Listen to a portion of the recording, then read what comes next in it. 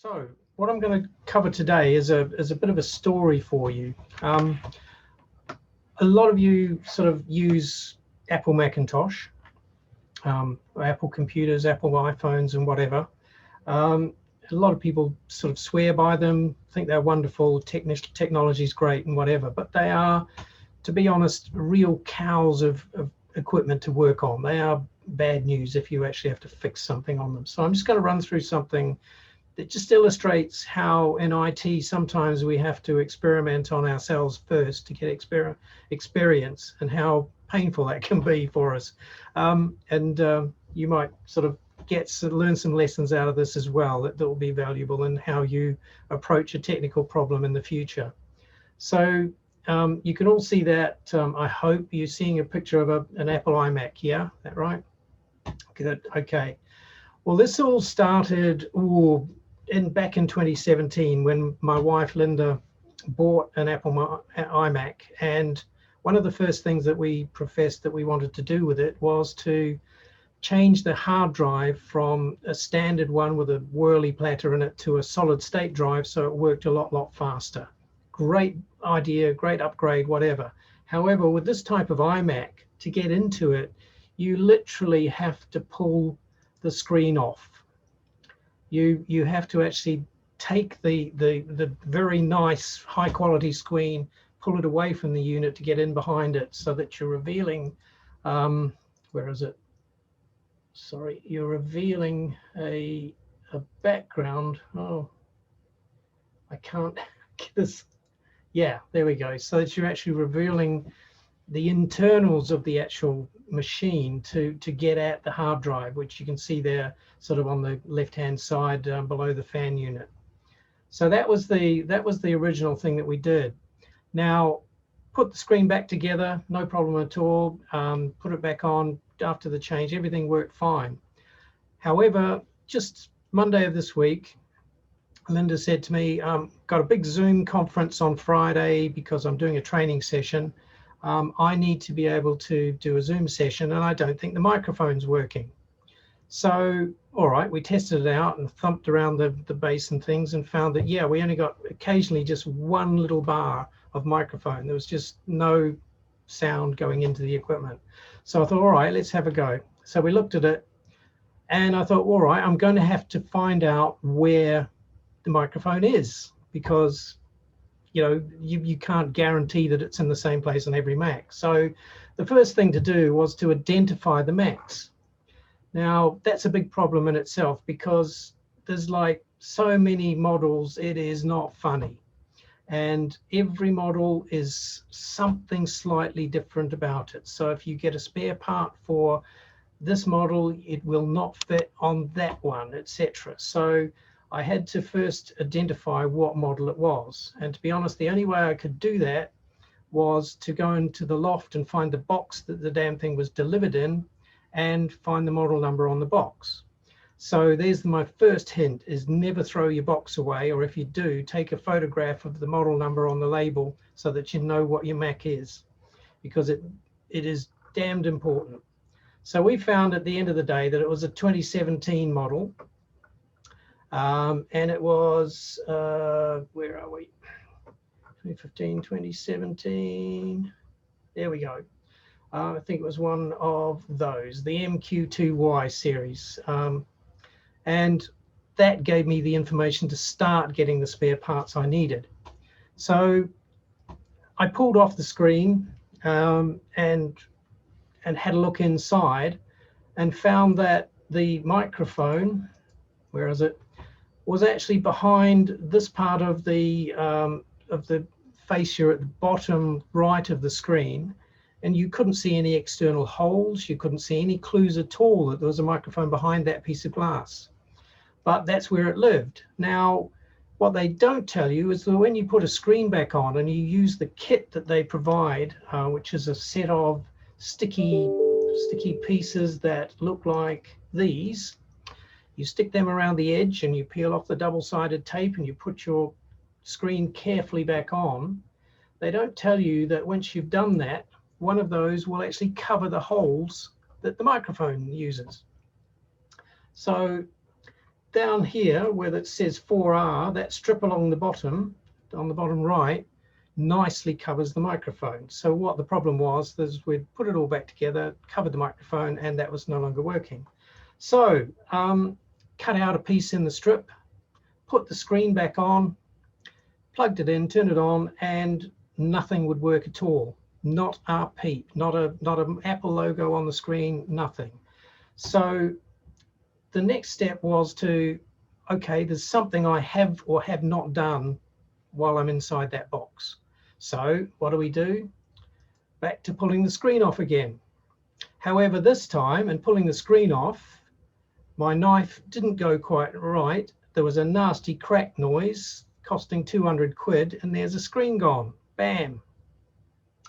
So the next thing, of course, is this is where it comes in really useful to know your model number, because, of course, every screen is different on every model. So I've got to get exactly the right screen. So I go back a step. I actually identified the problem that stopped it. I opened the screen, and yes, and then identified the fact that I had a cable that looks like this one, that only a little small piece of cable, right, that had a distorted end. One of the connectors had broken, so that was why it wouldn't work. So I then had to order one of those. Okay, but I then also had to order a new screen, and as you can see, that's not a cheap item. But of course, what's the other problem? Notify me when this product is back in stock. Not available at the moment. Okay, so order another one, which has a sort of a generic screen that'll do 3 different model types. So I got that one in quite nicely. Had to track down my DPD driver to get him back at the end of the day saying, I need it now, please come back. But we got that. Put in the piece of cable, put the screen on it, put it back together, get everything set up, but the fan goes like crazy and everything runs really, really slow. What the heck is going on here? Okay, so what I find out at the end of the day is that just down here on the bottom, in the bottom part of the screen, there's this tiny little connection and a unit that looks like that, but that could be covered by your thumb. It's that small, and that is a temperature sensor that is connected to the back of the actual LCD display. Without that temperature sensor, the computer thinks that the display is overheating, runs the fan like crazy, and shuts down the CPU. So I had to actually then go back to the original screen and take that part off it. But of course, I also again had to take the screen off the, which I did this time without breaking it, and transferred the sensor over, put it back together, and at last it all worked. So out of that, the lessons for me were, first of all, you really know now what you're paying for when you pay an Apple engineer to do a job on an Apple PC, because it is not a simple job. Second thing is to use a hairdryer was the thing that I found was the most useful, to actually soften the glue around the edge of the screen to actually get the screen off. There are some specialist tools like this little piece of kit that allows you to part the screen from the actual tape that holds it to the PC. And those are also worth buying. They're not expensive, but they're damned well worth finding, that's for sure. But unfortunately, you don't really know you need them until after the event is the problem. And of course, the last thing was to make sure that you've got everything eyeballed in terms of, is this part looking like the part that I'm replacing? Has everything been plugged back into it that could be? So all in all, that was quite an experience where I sort of thought, well, no, I'm really glad I don't have to do that every week. So it's sort of convinced me to stick with PCs and leave the Macs to someone else. But that's my adventures with a Mac. So that's my presentation today, to just give you an idea of what we can come across as IT people and what it teaches us for next time, because I must admit that the time it took to get the screen off and replace the little temperature sensor, once I knew that was the problem, I did the whole job in about 10 minutes. So it's sort of, yeah, it gives you the experience, but it's a difficult and expensive lesson, because at the end of the day, the bit that I needed to replace, which was that, cost £10, whereas I've had to buy a new screen as well at in excess of 200. So yeah, bad news. So that's my presentation. That was a presentation that I gave about Apple computers, but generally sort of IT experiences in total. So any questions that you have based on all that, and anything? Sean? As it's not necessarily a question, it's more an observation, because a lot, well, none of you may be aware, but I actually used to be a Apple engineer. Oh, right. And I'm talking way back when Apple actually made quality gear. Mm. If you remember the compact Macs, little tiny things and proper keyboards and what have you, I used to work on those. And the thing that I used to love about Apple was, and even right back to the Apple IIs and all those sort of things, is they used to produce actual guides for engineers as to how to fix these things. And they actually made the stuff back then to be fixed. And I feel that recent Apple equipment is actually poor quality, just as poor quality as anything else nowadays. It's not made to be worked on and kept alive. And testament to that fact is I've still got some really old, as Alan probably aware, Apple equipment from the sort of 80s that's still working, but there's absolutely no way. I think by like a 2010 iMac, that's getting a lot harder to keep that going than it is the stuff from the 80s. Well, I've got a 2018 MacBook Pro that I'm trying to do an update on now. I've just downloaded the operating system, and it's now telling me that I need an additional 30 gigabytes of storage in order to do the update. I've got 4.7 gigabytes available because I've only got 120 gigabyte hard drive because I skimped. And the only space that I can remove out of is in the other spot, and I don't know what other is. Can anyone advise me as to what other is and what I can delete in order to update my Mac to keep it up to date without me throwing it in the bin and having to go to the shop and buy a new one? Did you ever do boot camp where you had Windows installed in another partition? On an old computer, yeah. This one's not big enough for it. I couldn't separate it out enough to have a Windows partition. Basically, a couple of years ago when I needed to upgrade my last MacBook, I was working for someone and they'd given me a more up-to-date computer. So I bought this because the iPad just wasn't quite good enough at the time to do day-to-day stuff on. So I just needed something to do emails on and to do my online banking effectively. And long story short, ended up starting a business, and it's been my daily driver for 2 and a bit years now for work. And 120 gigabyte hard drive clearly is just not big enough for that. And it's now just proven that in the fact that I can't do anything to actually upgrade the operating system to keep it up to date. Do you ever do anything like it used to be called? I think they've changed it now. Time Machine. Did you ever try and set that up?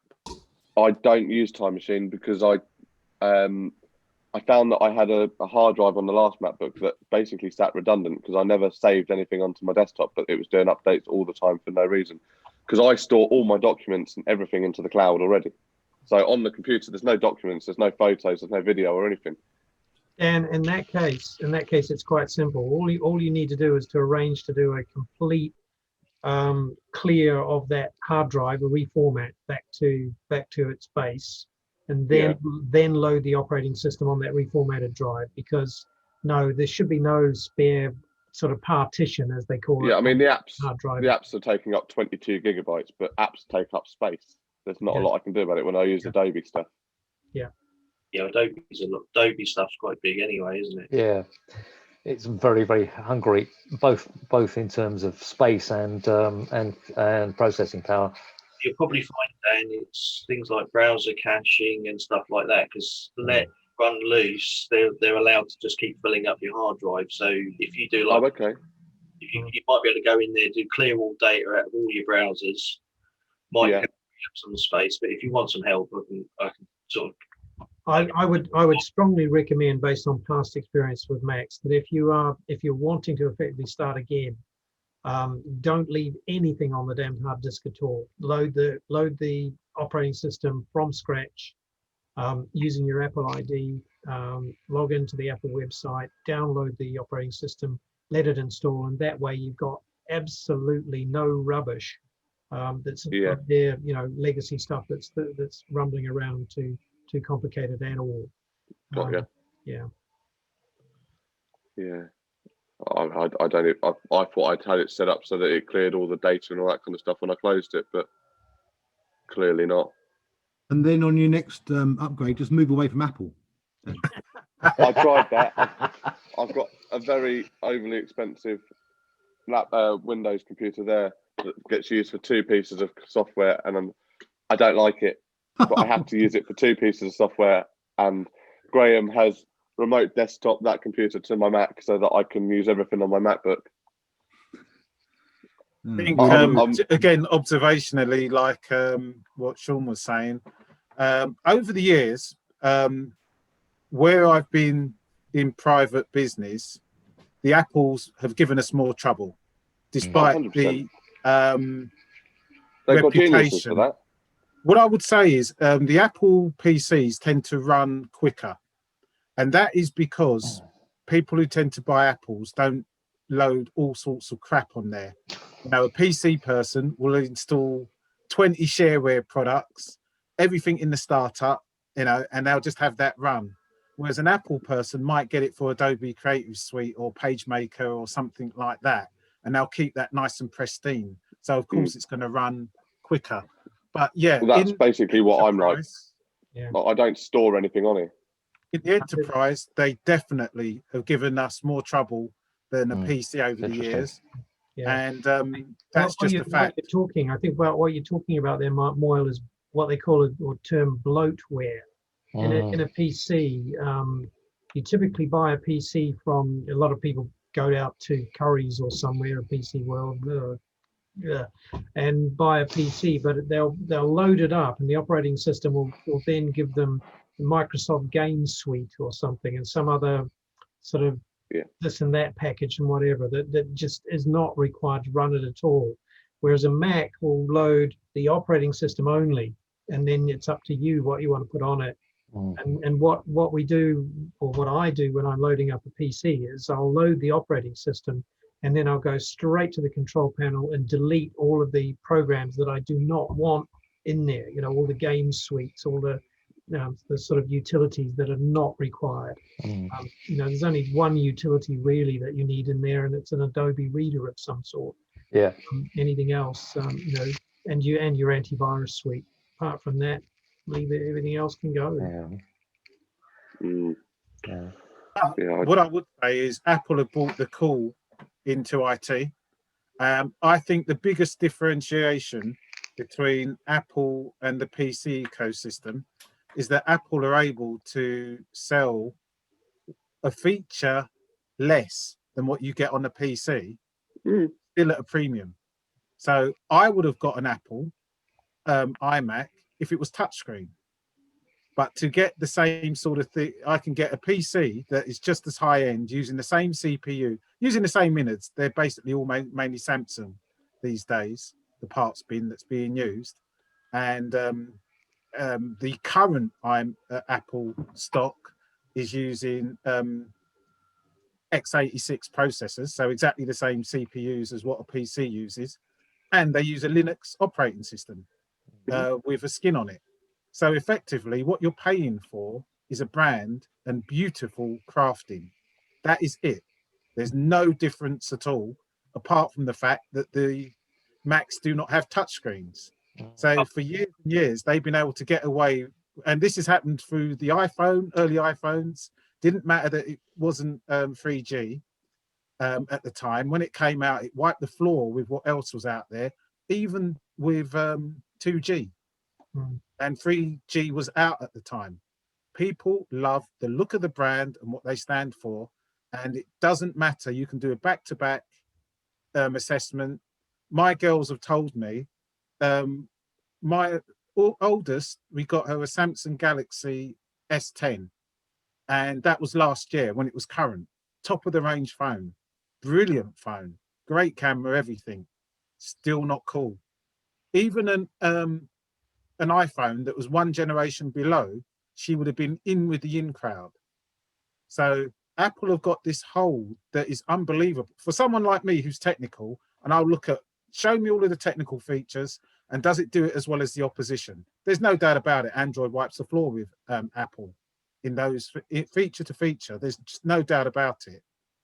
Right now, for example, I can connect my Note 20 to my computer over Wi-Fi and just use it with no extra software on, and type into WhatsApp, etc., without doing anything extra. And that's just one example.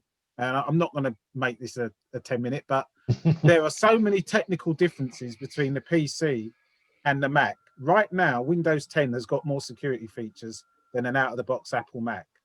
Absolutely no doubt about it. And we could go through those. Maybe I'll do that on another presentation. But the Mac will still have their 10 to 15%, and they'll have it next year as well. Yeah.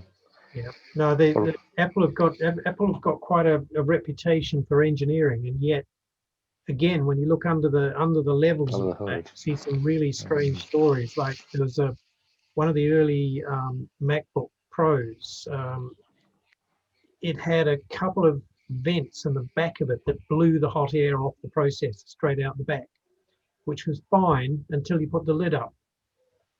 When you put the screen up, which you do when you use it with a laptop, strangely enough, when you put the screen up, the actual hot air blew straight into the bottom of the screen and melted the glue that kept the screen together, and the fascia fell off the screen.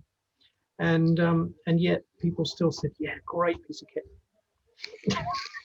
Yeah. So we just lost our oldest iPhone pretty much like that. It just got to the point where it got sufficiently hot that the glue melted, and the screen sort of half worked for about another couple of months, and then it died on us.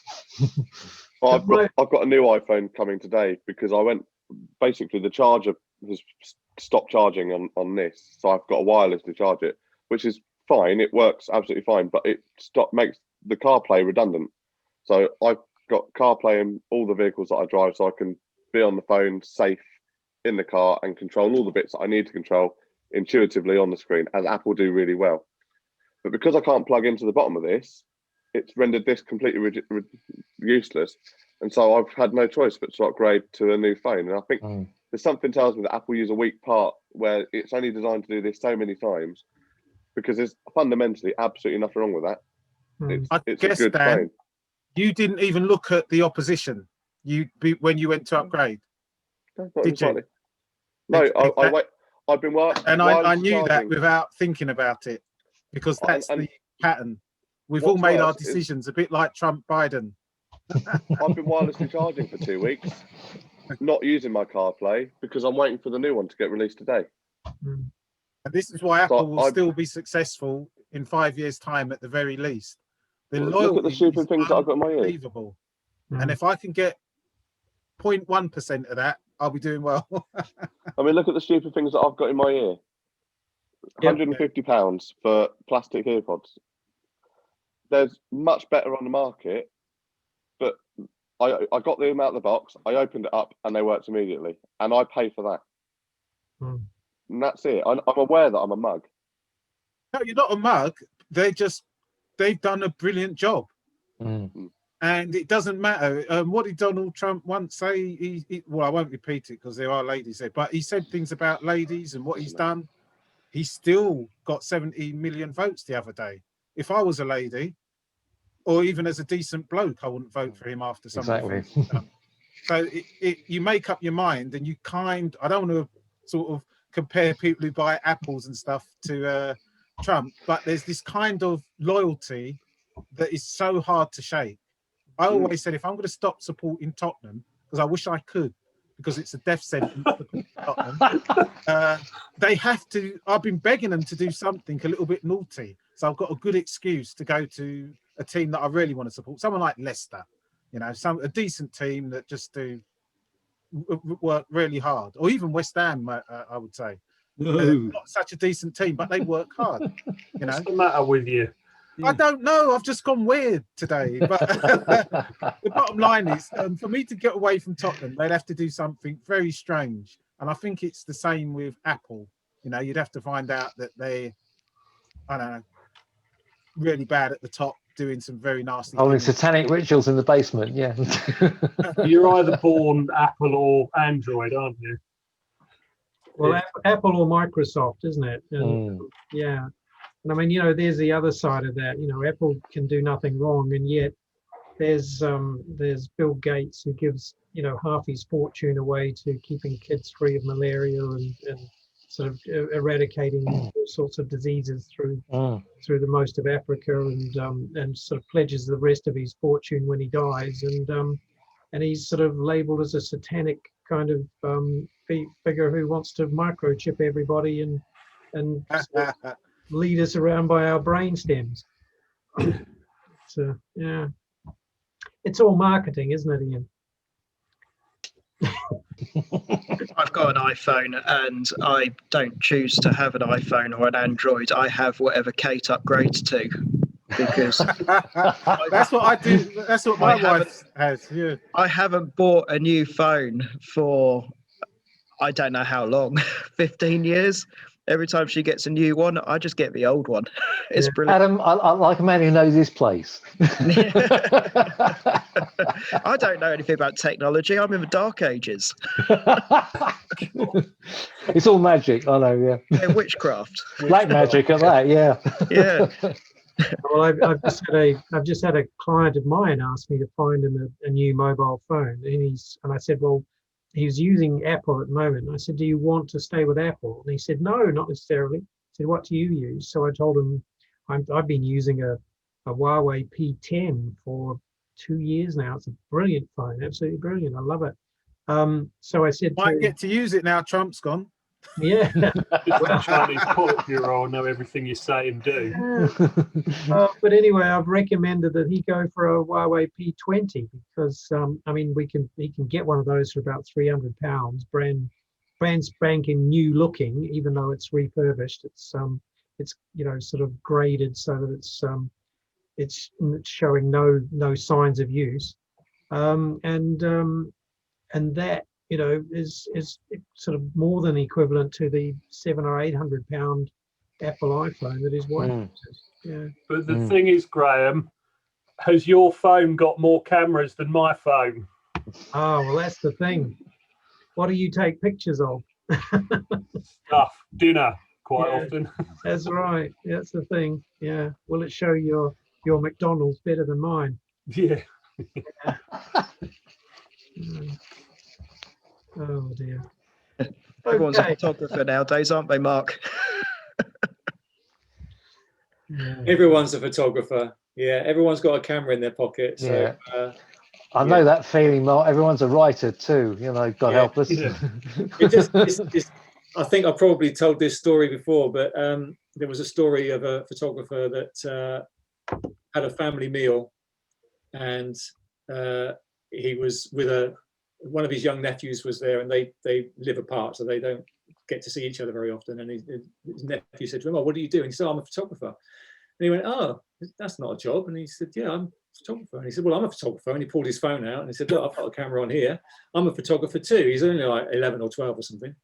And the photographer said to him, "Okay, so if I gave you Gordon Ramsay's kitchen, you had all his utensils, the oven he uses, all his pots and pans, would you call yourself a chef?"